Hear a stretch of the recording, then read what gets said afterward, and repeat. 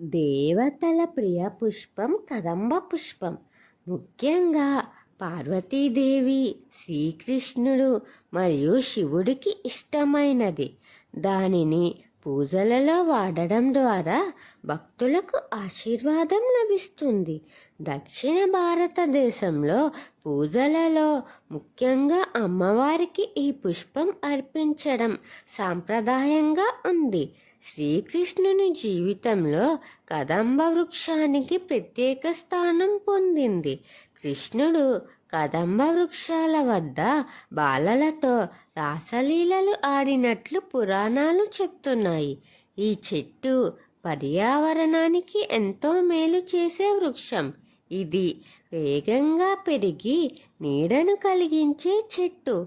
వర్షాకాలంలో పుష్పించే ఈ చెట్టు భూమికి తేమను చేకూర్చి శక్తిని కలిగి ఉంటుందట. కదంబ వృక్ష కొమ్మలు, ఆకులు ఆయుర్వేదంలో ఉపయోగిస్తారట. ఇది జ్వర నివారణ, వ్యాధులకు చికిత్సకు ఉపయోగపడుతుంది.